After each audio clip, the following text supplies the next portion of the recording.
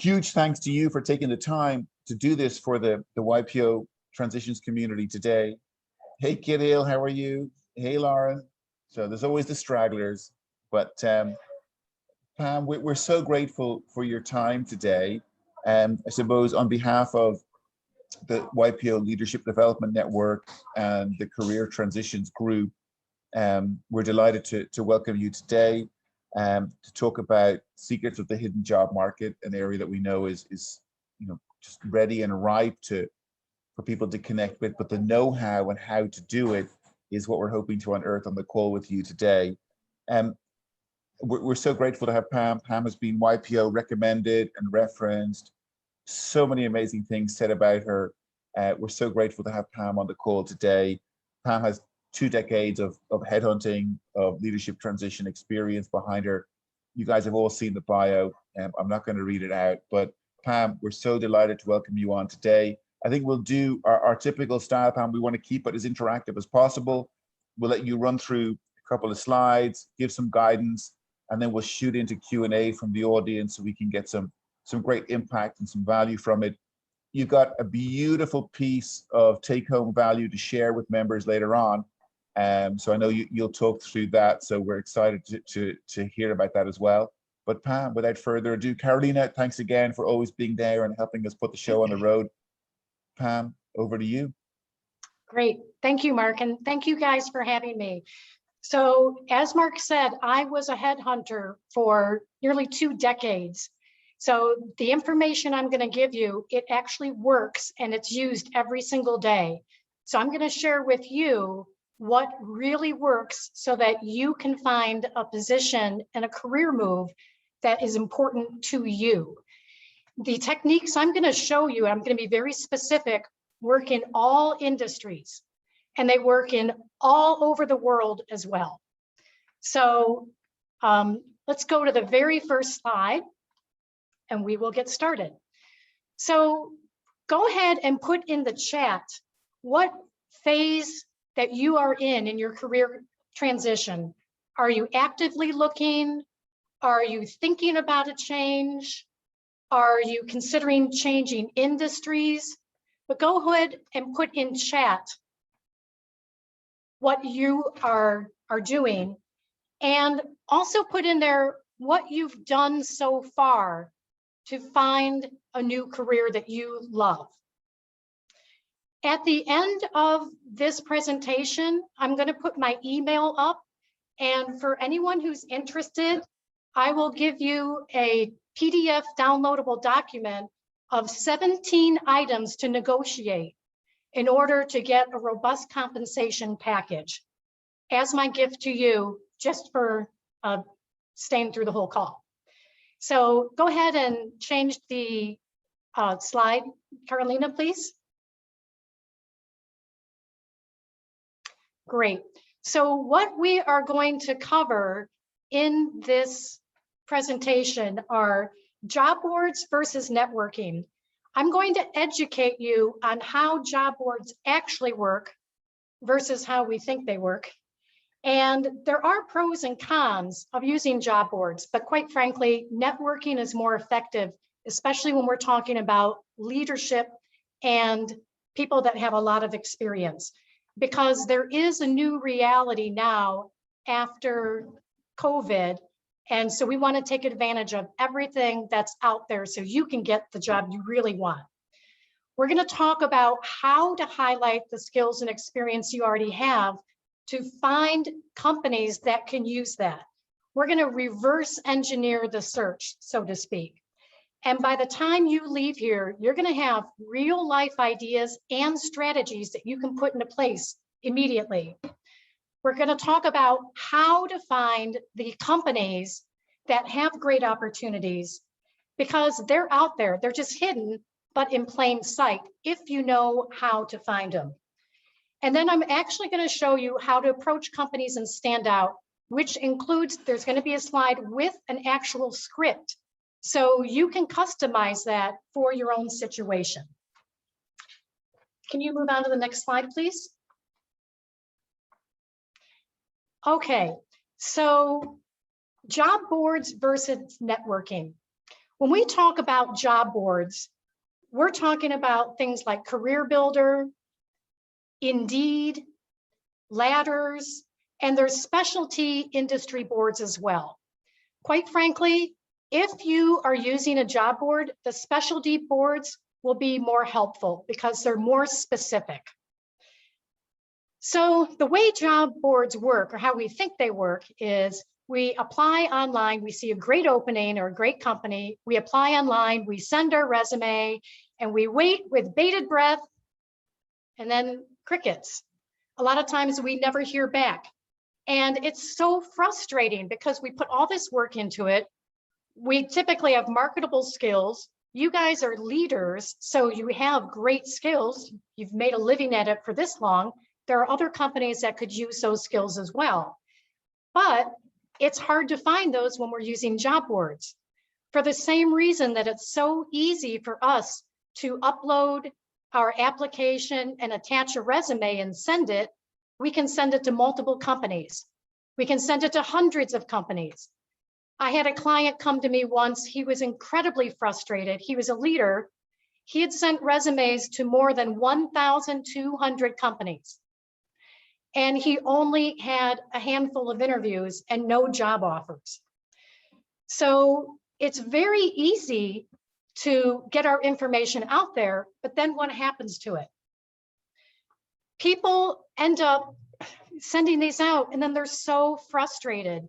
And sometimes they have hurt feelings and they feel alone and rejected because we just don't hear back. So let's look at, from the company's viewpoint, how they use job boards. Because it's so easy for us to upload our information and send it to multiple places, lots of people do, like the person I mentioned. So on the other end of things, the company has run an ad. They may need one person and they get hundreds of resumes, literally hundreds of resumes in a very short time. They might get 300 resumes in the first 24 hours. So if you're not one of the first people who applies, probably you're getting overlooked. Because when a company's getting hundreds of resumes, maybe thousands in a week, they have to have someone screen those resumes to just narrow it down to 5, maybe 10 resumes that they can put in front of the hiring manager. So since that's going to take them so long to go through all of those, they have to come up with a way to screen resumes out. So put in chat how long you think the typical HR person or recruiter looks at a resume. And I'll give you the answer in a minute. So when the company puts out this ad, they get all these people who are applying. So they have to narrow it down as we discussed. What they've done is get a computer to help them. It's called an applicant tracking system, an ATS. And that is used to screen the resumes out. So most of the people in the company, they never even see your resume, or no human sees it. So if they're using an applicant tracking system, they are probably looking for keywords. And if you know what those keywords are, maybe you're in the financial sector with a very special certification or a special license, it can work well. If you are a new grad and companies are looking for entry-level people, job boards can work well. If they're looking for a whole lot of people, like a warehouse, and they need 100 people, job boards can work well. Or if you want to continue doing the exact same thing you're doing now and have those keywords, it can work well as also. However, one of the flaws is most of the time we don't know what keywords they're looking for. I had a client come to me, Mauricio, who is a professional engineer. If they're looking for a professional engineer and spell it out, but he has it listed, which is very common in his industry, as a PE or a capital E period, a capital P period, capital E period, or a capital P period space E period, or something that doesn't line up with what they said, he's being overlooked. even though he has great skills and can do the job. So the applicant tracking system works in very few cases, so people can actually see what you've done, a human being. So I see you guys are good. You've picked out some really good numbers here. 10 seconds, 20, 6 seconds, 5 minutes or less, 0 seconds. They probably use AI. That's good. The answer is typically they spend 5 to 6 seconds looking at your resume. Typically they scan it. They're looking for things to jump out at them to see if they want to look further or if they can go ahead and just screen this out as well. So networking is more effective because you're talking to the right person, or you're actually talking to a human being that can send you on to the right person. So like job boards are screening out, when we reverse engineer our career search, we want to screen in. We want to find as many companies that do what our skill set is so that we can send our information or contact people with at as many companies as possible that suit our needs. We want to narrow it down to the industry or location or the size of company, but we want to get as many companies in here as possible that we can think of. Because oftentimes our skill set will translate into other positions or other industries that we may not have considered. Carolina, can you move to the next screen, please? So like this fisherman, he's looking for fish and he's looking for a certain kind of fish. But when he brings his net in, he may be bringing in other fish that he hadn't considered, like this speckled, I'm going to call it a speckled trout. He may have thought he's looking for some kind of striped trout, but here comes a speckled one, and his experience works for this as well. Or look at this puffer fish. He may have never considered anything in a puffer fish environment, but it's still a fish that he may not have considered. So we want to cast a wide net to find companies that can use the skills and experience we already have to help them either make money, save money, or solve a problem that usually involves helping them make money or save money. Unless you're talking about a nonprofit or government position, those are mission oriented. So you'd really want to show them how you can help them be successful in their mission. So think about casting a wide net. Next slide, please. And if you have any questions as we go along, feel free to put them in chat and I will answer them as I see them. So when we are going to use the skills and experience we already have, the first thing we want to do is create a list of accomplishment. And Z, this is a great question. Can it be used for board seats or other roles that aren't posted on job boards? Absolutely, yes. And you are on the right track because the best positions that we're going to be looking for probably aren't even on the job boards. Job boards are a great place to start because we can learn information and some of the companies out there. But the best positions when we're talking about leadership often aren't posted. So that's a great question. So when you're creating a list of accomplishments, you want to be very specific and use lots of numbers. Think about what you've done that's going to help them make money, save money, or solve a problem. Did you increase profits? Did you decrease employee turnover? Did you increase customer satisfaction? And then what is the benefit to someone else? Because if you can prove, let's say I led the team to win a $1 billion contract, that means I have connections in your industry and can help you win contracts as well. increasing your revenue or increasing your profits or whatever the benefit is. So how can your skills help them solve a problem? And you want to think about what's important to them. So here's an example. We all know teachers. And in some countries, the teaching profession is not as well respected as you would think, like in the United States. If someone says they're a teacher, other people may already have a preconceived notion of what that means.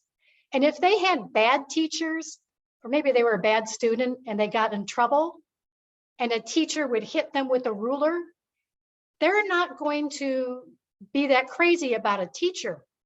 But the benefit to them really might be that this person knows and understands how people learn. So instead of marketing themselves as I'm a teacher, instead they could say, I'm an educator, I understand how people learn, which means I can give them the information so they learn it and can use it. So think about, what does the company or the organization want, not necessarily how you would typically market yourself. Erno, can you please talk about PE firms that sit between target companies and job hunter? PE firms don't seem to have a great interest in a wider net. That is correct. They probably don't, because they're going to get so many people who are applying. So this is where the reverse engineering comes in, where we, as the person who's looking for a new career, we are going to cast a wider net.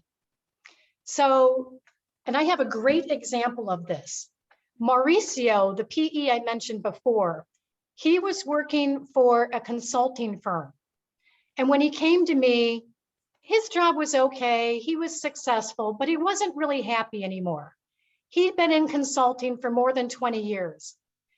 And he said, what I really want is to get into IT. Now, this guy had a background in water and wastewater design. He said, I want to give back. I want to mentor. I want to coach younger junior engineers. And he was tired of consulting. So when he cast a wide net, he started looking at who else touches this industry other than consulting firms.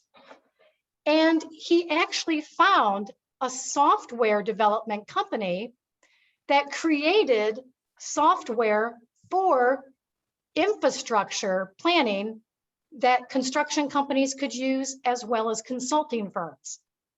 Who knew?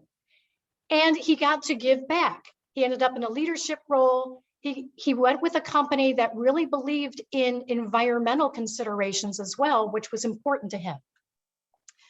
So think about how what you want is also what someone else needs or wants. How can you help them solve a problem? And this would be a good place to mention working with recruiters. Oftentimes, when leaders or executives come to me, they say, where are all the good recruiters when you need one? And I have a recruiter, but they haven't found me anything. They're not getting me interviews. Why aren't they even being responsive? You'd think a recruiter would have more of an interest in helping their client. Well, the fact is, you're probably not their client. Think of it this way.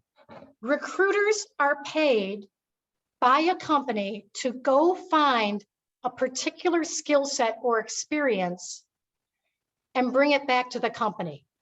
So recruiters are hired to find people to fill jobs. Recruiters are not finding jobs for people. They're finding people for jobs. Okay? That can help you think about recruiters in a different light. Because if a recruiter is working for a company looking for a specific skill set, if you don't have that skill set, they're not going to be as interested.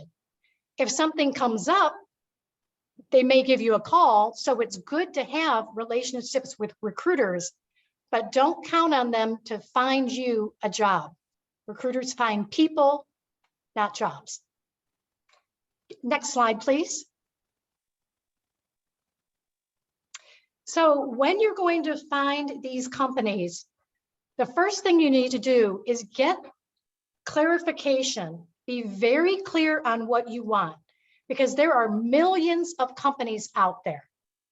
Typically, there are a handful of very large companies in any industry, a bunch of middle-sized companies, and then some very small, I call them mom and pop companies. Mom and pop companies probably are not going to be the right fit for you. Typically, they're one or two people. They probably don't have enough money to afford bringing on a real leader.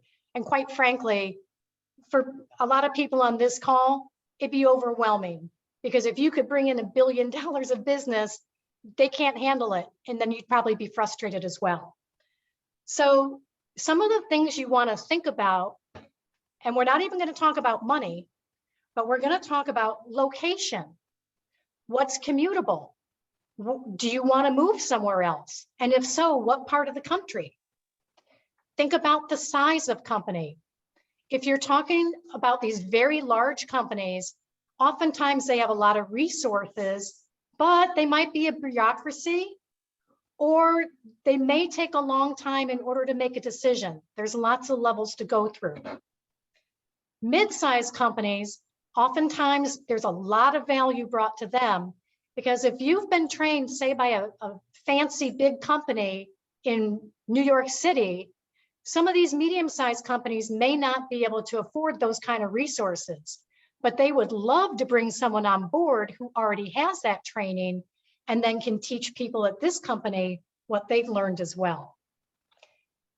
Think about the kinds of projects that you like working on.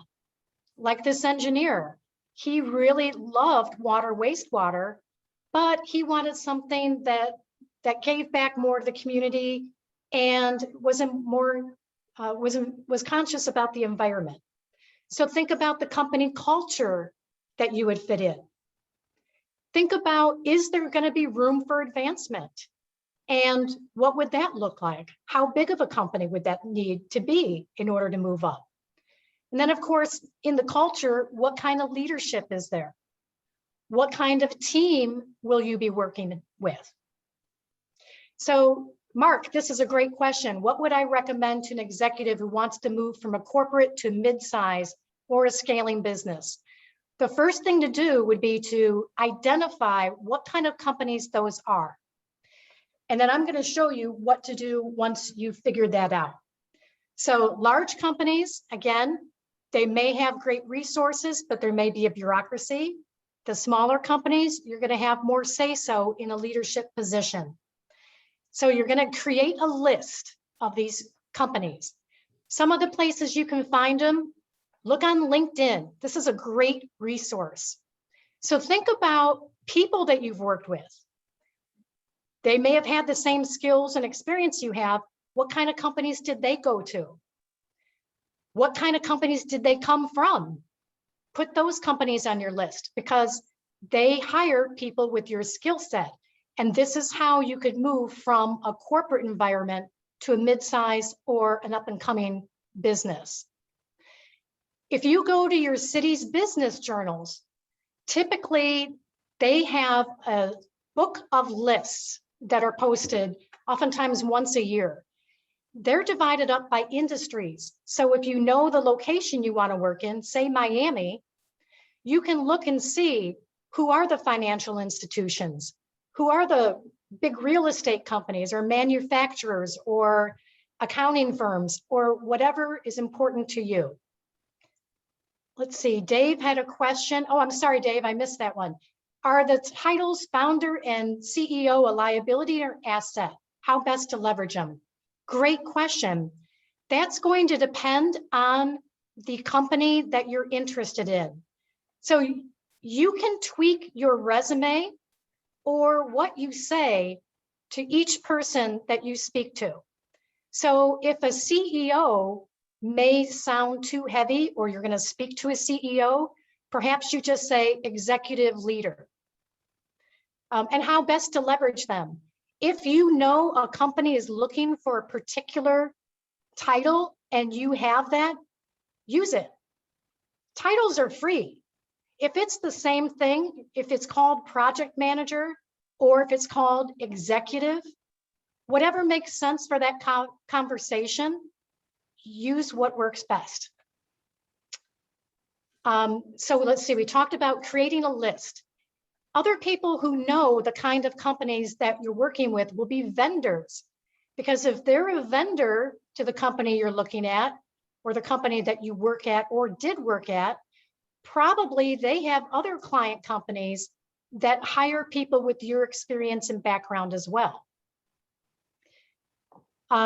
Z, if you don't want to limit yourself to one industry and you care more about mindset and the challenges they're facing, it's like boiling the ocean. How to find the right companies? Great question. It's not easy. There is no right or wrong company. It's what fits with what you do and what you're interested in.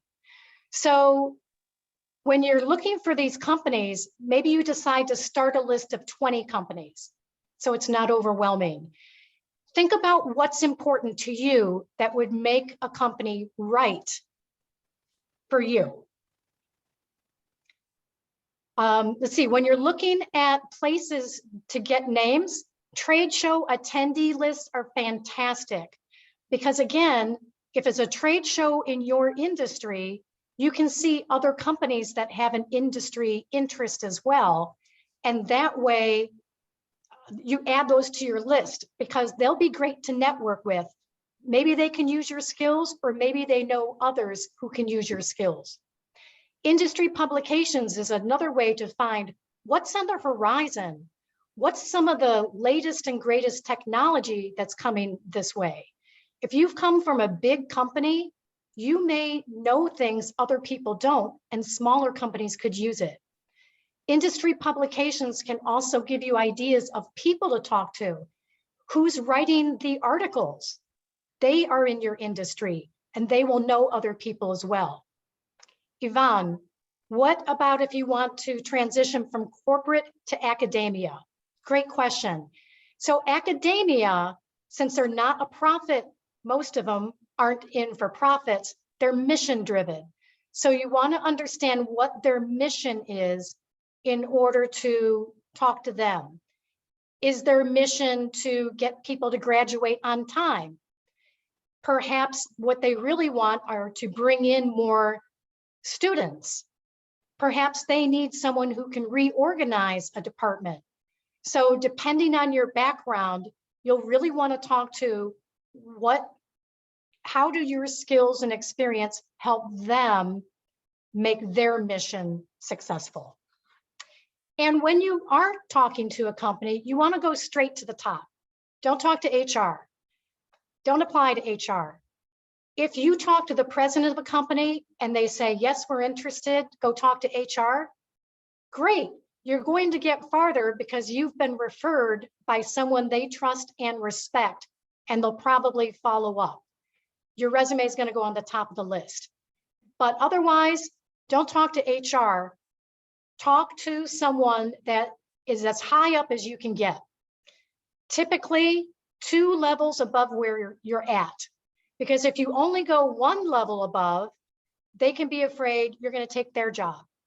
So if you are looking for a president role and you know a company has an opening, but you talk to a vice president, number one, they may not have the connections you need in other companies to get where you want, but they may also say, I'm vying for that position, and they look at you as competition.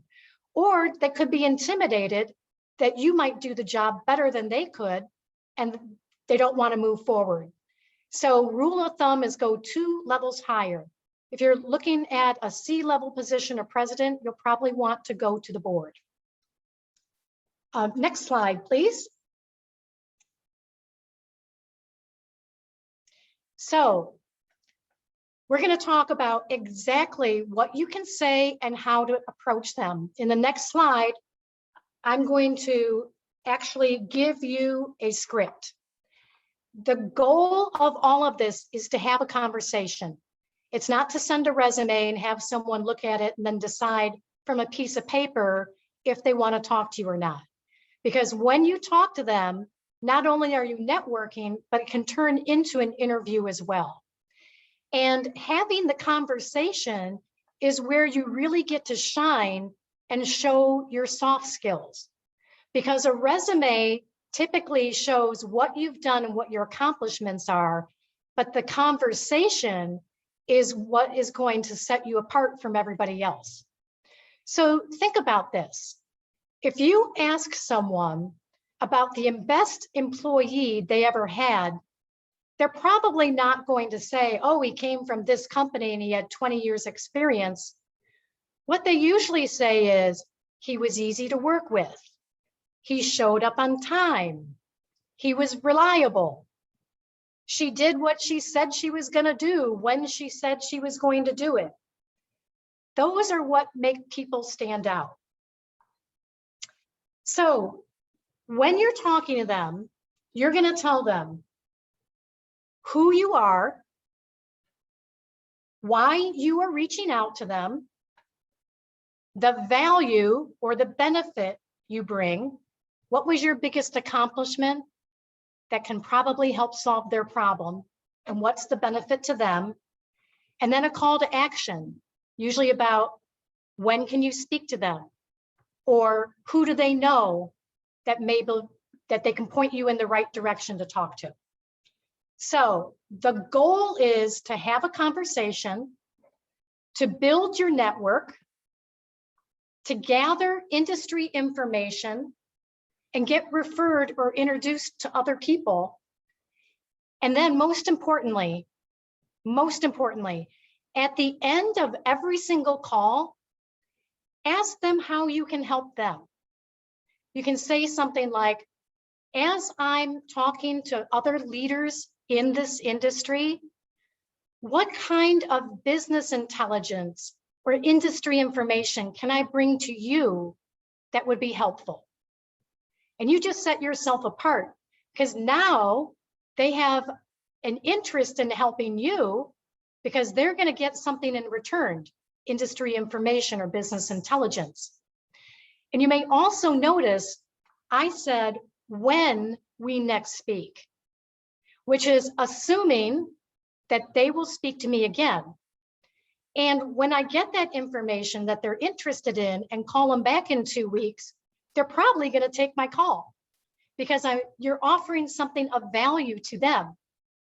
And it keeps your name and situation in the front of their mind so that when they do hear of something, they can immediately think of you and get you in contact. So what would my guidance be to network in the boardroom, Pam? The best way to build board level relationships and get those CEO replacement roles or board advisory positions. It's going to be just like this, Mark. You want to find those people who are on the board and you're going to talk to them and they will know other people in the board. And it's going to be one phone call or one reach out at a time. And this works on all levels. Even for someone who is just a couple of years out of college to someone working in the boardroom. Great question, because this networking works everywhere. So here is a script you can actually use. And I'm going to run through it like it was a conversation. You can fill in the blanks with whatever would be appropriate for you. So this is what it would actually sound like when you're calling someone. Hi, Joe. This is Pam Winholtz. I'm calling because I was referred to you as an expert in the civil engineering industry. How long have you been there? 20 years. Great. You are just the person to talk to. Now, the reason I say that, I'm getting them into a conversation. When I ask, how long have you been there?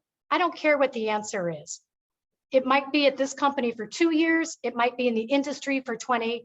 Whatever they say, I'm going to say, great, you're just the person to talk to.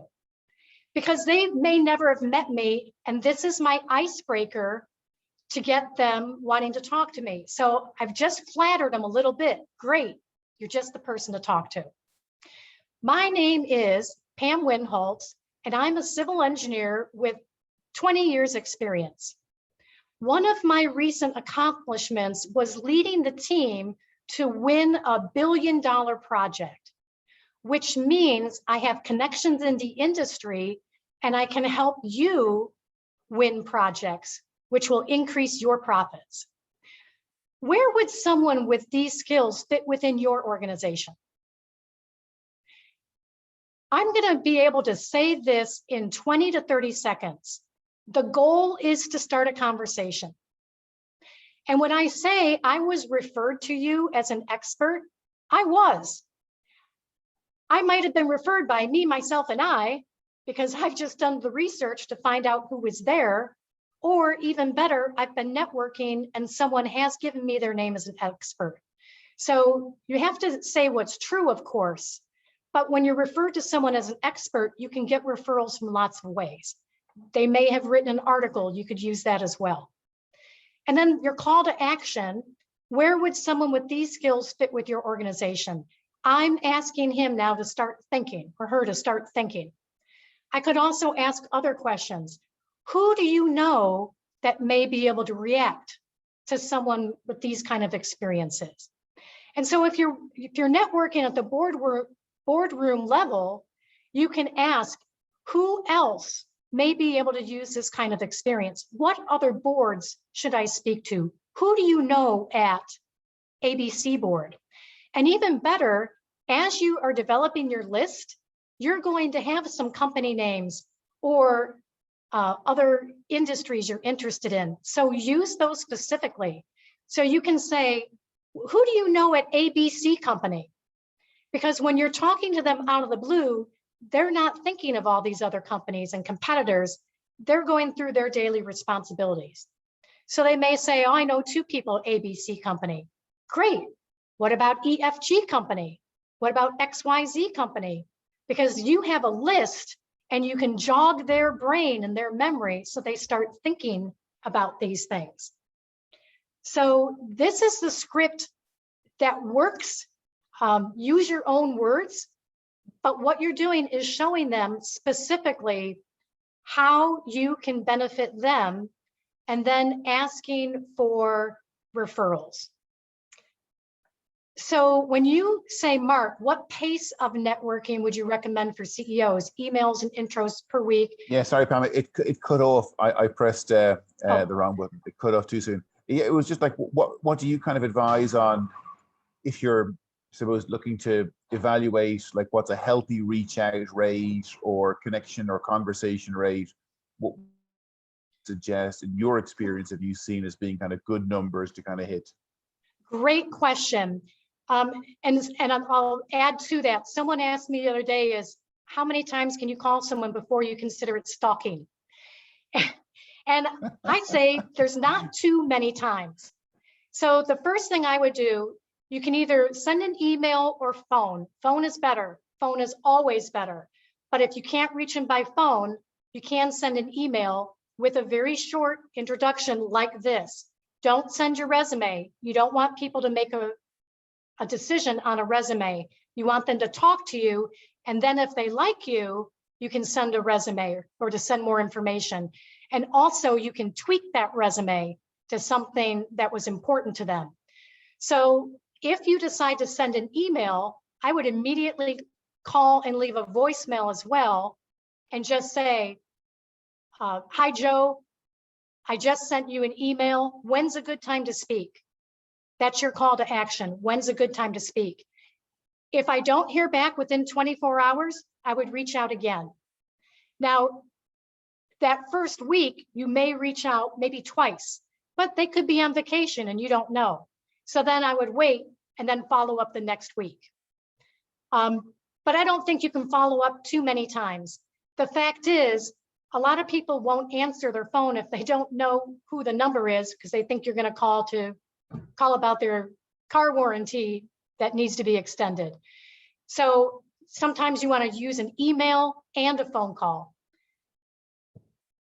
That way they get the message and then you can set a time to speak. Does that answer your question, Mark? Yeah, perfect. Thank you, Pam. Okay, great. Can you move to the next slide, please? And so once you've spoken to them and they want a resume, you can tweak your resume to whatever it is they said they wanted, or a problem to be solved, or even the verbiage. If they use specific words, you want to use those same words, because then they will feel as though you heard them and you get it. So an accomplishment-based resume shows your achievements, what you've done. It's very specific, and you want to use lots of numbers. Numbers draw the eyes. Bullet points make it easy to read as well. So if you put, say, at the top of your resume, 5 accomplishments with bullet points, you're really telling a story of what sets you apart, versus the typical chronological resumes that are kind of a job description and show your tasks, but they don't show exactly what you have done. So accomplishment-based resumes are more effective than chronological resumes.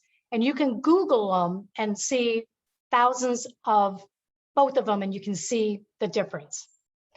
So with all of that being said, go ahead and put in the chat, what did you find most useful today? Because one of the goals for today's webinar is that you have real ideas and steps you can take to take those next steps so you can find a new career you love. So go ahead and put that in the chat. What was most useful for you today? And how can you use the information you learned here to move yourself forward in your career transition? And then I'll open it up to any questions. If you can move to the next, perfect. For anyone who would like the 17 items to negotiate for a robust compensation package, drop me an email at pam@daretodreambigger.com. That's dare the number 2, dreambigger.com, and I will get that over to you. Pam, what's the as a teaser, what's the top 1 tip? Oh, there's 17 of them, and I didn't put them in a particular order. Well, of course, you always have the base salary. How about, probably a lot of you know, there are different management bonus pools oftentimes. So you could negotiate to be in a different pool that gets a higher amount of money. There's one. Okay, so Dave, presenting multiple versions of oneself is fair play when it comes to sharing. Absolutely, great takeaway. And I know there's more people on this call than just Dave. So what else did you guys learn today that you can take with you and act on starting this week if you choose to?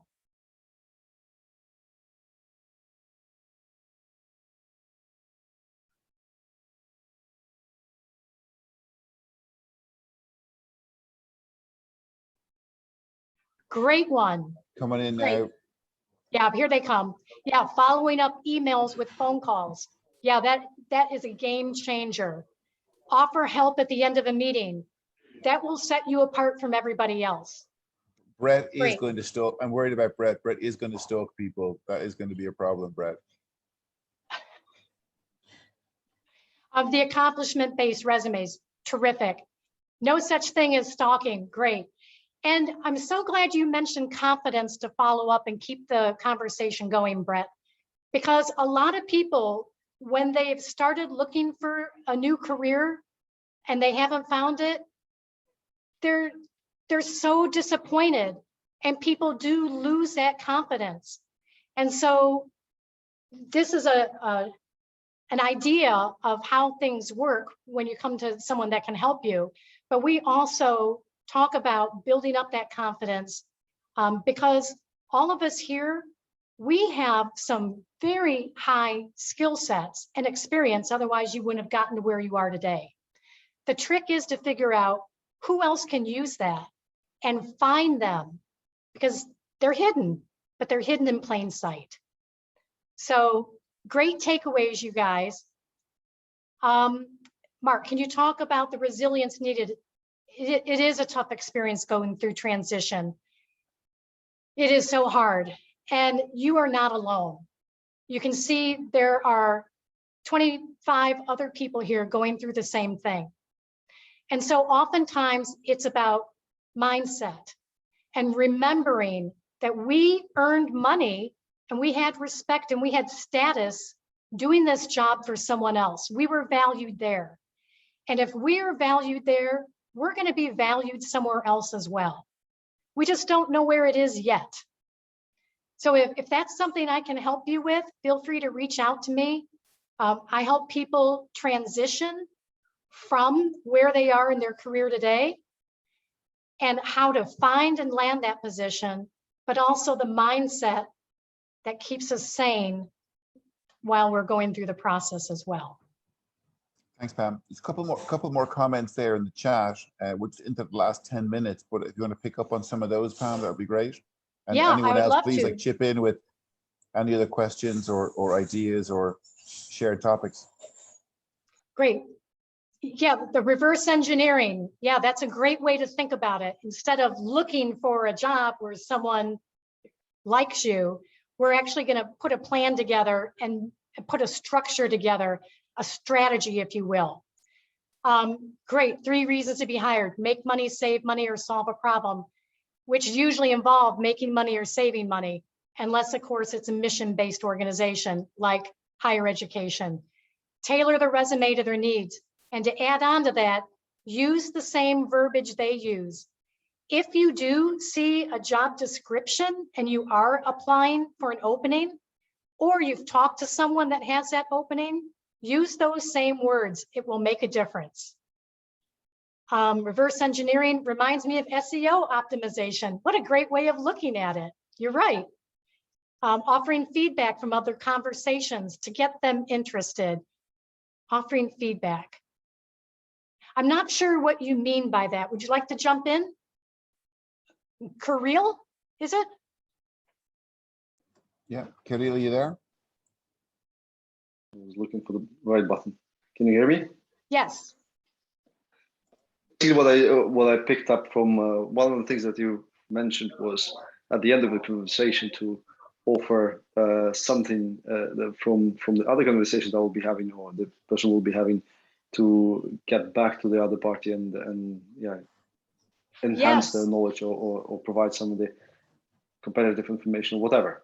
So a way to, you can say, hook them up to a follow-up discussion.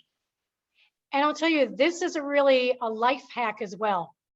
If you ask that same question in all areas of your life, how can I help you, or what information would you like next time I speak to you, your network is going to explode because you're offering value to them, not just taking information. So great takeaway. And Ashish, learn to be specific, more specific, and exclude unwanted information or dialogue with the reporter. Exactly. It's important to understand their need. And you know, that's something you can ask a recruiter as well. Hey, I'm in this industry as well. What kind of intelligence would be helpful to you? I guarantee no one ever says that to a recruiter. And boy, are you going to be on the top of their list because you're offering value to them. Z, any tips on approaching your dream company for a board seat? Is it possible, and with how, and how do you broach the subject? So the first tip would be identifying who is that company and who are the members on the board. Who is the person that makes those decisions? The decision maker is the one you want to talk to. And so you can find that information probably by networking, but that could be in industry publications, or if they are giving quotes and they're at a very high level. You know, if you read something, board member so-and-so, that'd be a great place to start.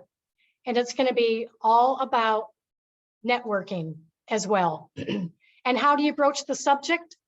Just like we talked about in that script. Here's who I am. Here's what I do. Here's how I can help you. And what are next steps? Fantastic. Pam, thanks a million. let's see, and there's one more. Can we help in getting a board role not only focused on money, but more for learning and exposure? I'm not sure what you mean, Ashish. Can you unmute yourself and ask the question? Yeah. My question was, do your company, because I'm working as a group CEO, all those things are there. So looking for a board role to join the board of the different companies. So we are in chemical, automotive, textiles, all those things, but getting a major geographical location and joining the board as a board of directors, basically, rather than as a full-time job, joining as a board. So is your company doing that kind of service also? Just want to We can help you do it. So Thank you you. will actually do the work, but we can show you how and help you with every step of the way and hold your hand and help you as well and strategize, but you're the one who will actually do it. Okay. Does that answer your question? Yeah, got it. Very clear now. Thank you. Great question. Great question. Great. So Mark, that looks to be about all the questions we have on here. I'll send it back over to you or Carolina if there's other things you'd like to add.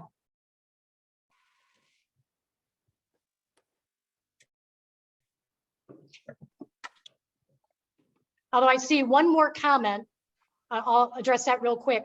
Z, Common Wisdom says 90% of all jobs are filled through networking. Can I speak to this as it relates to approaching companies? My approach seems different. It's the same thing my approach is. We're just reverse engineering it. So I'm showing you how to approach them and what to say, because you're right. Most jobs are filled through networking. So what we do is teach you how to network, how to approach them. It may sound different, but that's exactly what we're doing, is finding a way to network so they can build their position with us. I.e., should you get intros if you can? Absolutely, yes. Exactly, you got it.